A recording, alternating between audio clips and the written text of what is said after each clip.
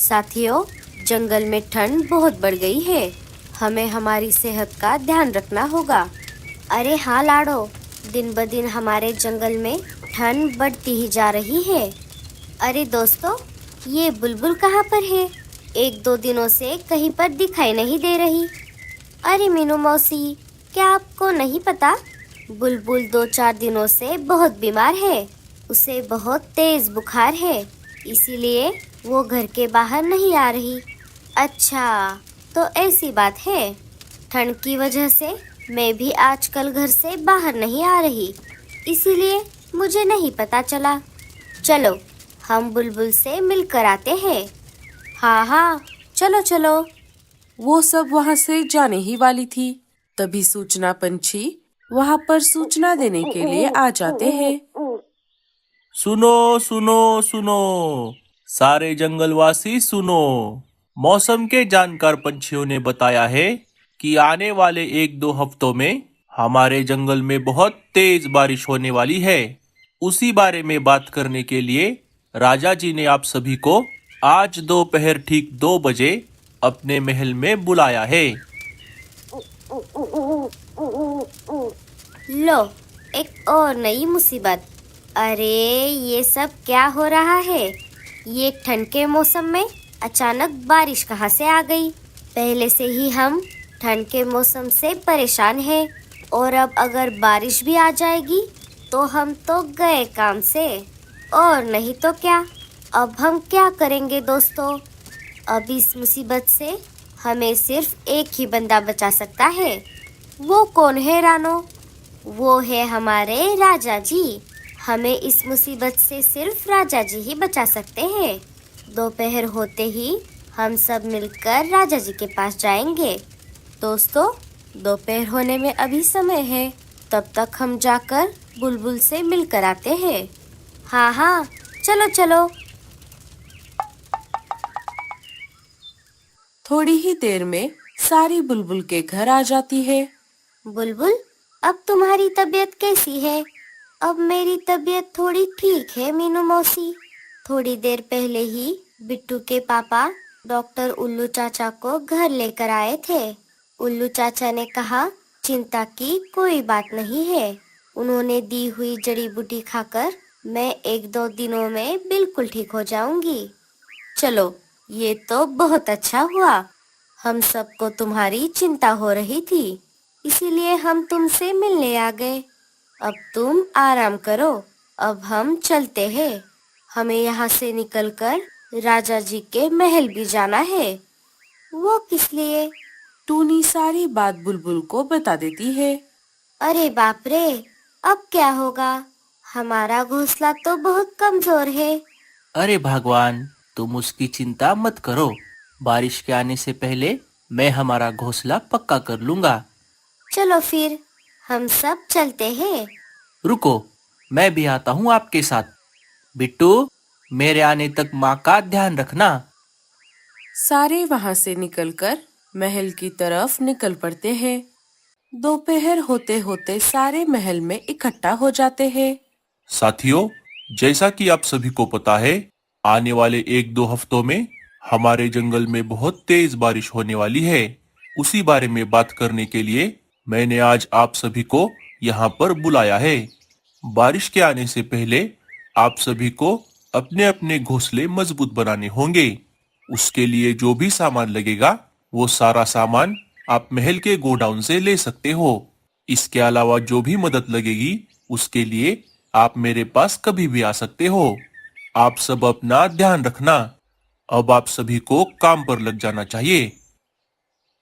सारे अपने अपने जरूरत के हिसाब से महल के गोडाउन से सामान ले लेते हैं और अपने अपने घर आ जाते हैं। भूरे जी, अब हम क्या करेंगे? एक तरफ जंगल के बाकी सारे पंछी अपने अपने घोंसलों को मजबूत बनाने में लग गए हैं, और दूसरी तरफ हम हैं। हमारे पास तो घोंसला ही नहीं है। ठंड की वजह से पहले से ही हम इतना परेशान हैं, और अब अगर बारिश भी आ जाएगी तो हम कैसे उसका सामना करेंगे? अरे रीमा, तुम चिंता मत करो। मेरे पास इस समस्या का समाधान है। जो मैं तुम्हें समय आने पर बता दूंगा। चलो, अब रात बहुत हो गई है, हम अभी सो जाते हैं। सुबह हो जाती है। अरे वाह, आज तो चमत्कार हो गया। आप तो मुझसे पहले नींद से जाग गए। मुझे एक बहुत जरूरी काम करना है, इसीलिए आज मैं सुबह जल्दी उठा हूँ। चलो, अब मैं चलता हूँ, मुझे आने में देर हो जाएगी। तुम तुम्हारा ध्यान रखना। भूरा वहाँ से निकलकर सबसे पहले कालू के घोंसले के पास आ जाता है। कालू बड़े बड़े पत्तों की मदद से अपने घोंसले की छत को ठीक कर रहा था। कालू के घर के पास से निकलकर भूरा मीनू मौसी के घर के पास आ जाता है। मीनू मौसी गोबर की मदद से अपने घर की दीवारों को ठीक कर रही थी। वो सब देखकर भूरा वहाँ से भी निकल पड़ता है और रानो के घर के पास आ जाता है। रानो लकड़ियों की मदद से घोंसले के दरवाजे को ठीक कर रही थी। वो सब देखकर आखिर में भूरा लाडो के घोंसले के पास आ जाता है। लाडो और बल्लू घास फूस की मदद से घोंसले की छत को ठीक कर रहे थे। हाँ, ये घोंसला सही रहेगा। रात हो जाती है। भूरा अपने घर लौट आता है। अरे, कहाँ गए थे इतनी देर? मैंने तुमसे कहा था ना, मुझे एक जरूरी काम करना है। ऐसा कौन सा काम था जिसे करने में आपको पूरा दिन लग गया? मैंने कहा ना तुमसे, वो मैं तुम्हें समय आने पर बताऊंगा। चलो, अब सो जाते हैं।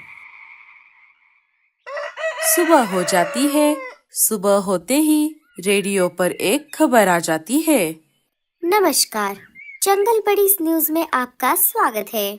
अभी अभी हाथ आए ताज़ा खबरों के अनुसार जो बारिश 2 हफ्तों के बाद आने वाली थी, वो आने वाले 1-2 दिनों में ही आने वाली है। इसीलिए सारे पंछी अपना ध्यान रखें। इसी खबर के साथ हम आपसे विदा लेते हैं। सुनते रहिए जंगल बड़ी न्यूज।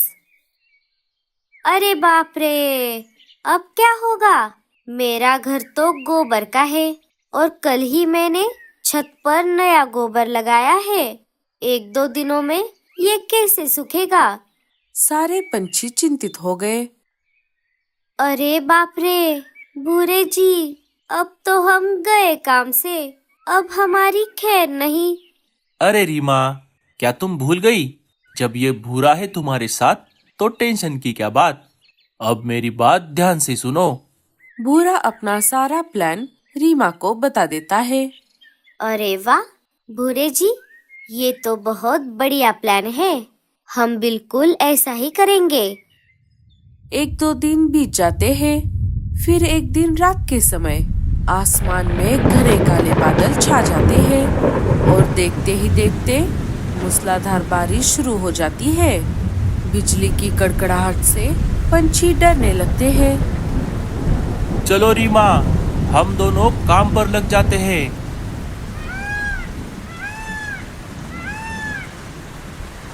लाडो, अरे ओ लाडो, दरवाजा खोलो, मैं हूँ भूरा।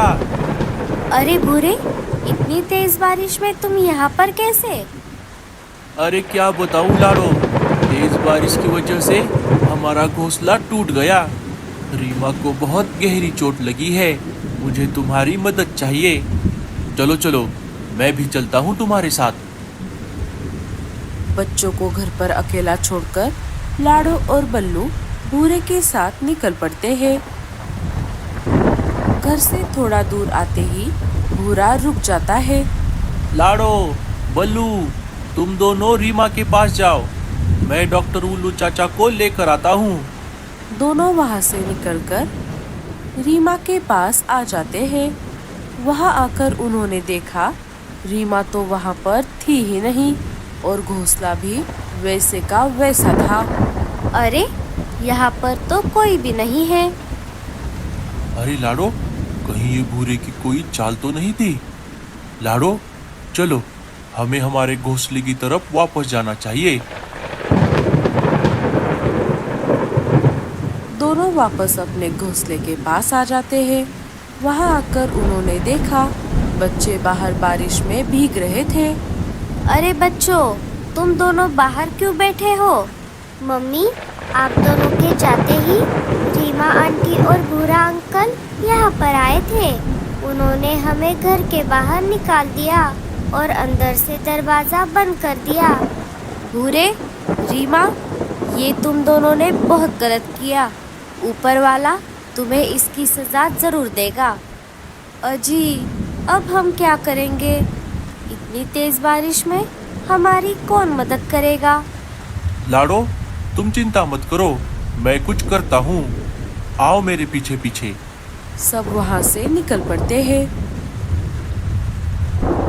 थोड़ी देर इधर उधर खोज करने पर उन्हें एक जगह एक बहुत बड़ा पेड़ दिखाई देता है जो अंदर से खोखला था। लाडो, ये देखो, ये पेड़ कितना बड़ा है और अंदर से खोखला भी है। सारे अंदर आ जाते हैं। मम्मी, यहाँ पर तो बहुत अंधेरा है। मुझे बहुत डर लग रहा है मम्मी। डरो मत बच्चों, हम दोनों हैं ना तुम्हारे साथ। बल्लू आसपास की सूखी लकड़ियाँ इकट्ठा करता है और पत्थर की मदद से आग जलाता है। लाडो, अब बारिश के रुकने तक हम यही रहेंगे। बारिश अपने जोरों पर थी। देखते ही देखते जंगल में बाढ़ आ गई और तेज हवाओं की वजह से सबसे पहले लाडो का घोंसला नीचे गिर गया। एक एक करके सारे पंछियों के घोंसले पानी में गिरने लगे। बल्लू जी, बारिश तो बहुत तेज है। हमारे जंगल में बाढ़ आ गई होगी। हमें जाकर देखना चाहिए। नहीं लाडो, इतनी तेज बारिश में बाहर जाना खतरे से खाली नहीं है। बारिश को थोड़ा कम होने दो। रात भर तेज बारिश चलती रही। सुबह हो गई, बारिश थोड़ी कम हो गई। पल्लू और लाडो जंगल में आ गए। वहाँ आकर उन्होंने देखा सारे पंछी एक पेड़ की टहनी पर जमा हो गए थे। अरे लाडो, तुम कहाँ चली गई थी? लाडो सारी बात सबको बता देती है। भूरे, रीमा, ये तुम दोनों ने अच्छा नहीं किया। साथियों, आप सब हमारे साथ चलो। हमने सबकी रहने की व्यवस्था कर ली है। सारे उनके साथ निकल पड़े, सिवाय भूरा और रीमा को छोड़कर।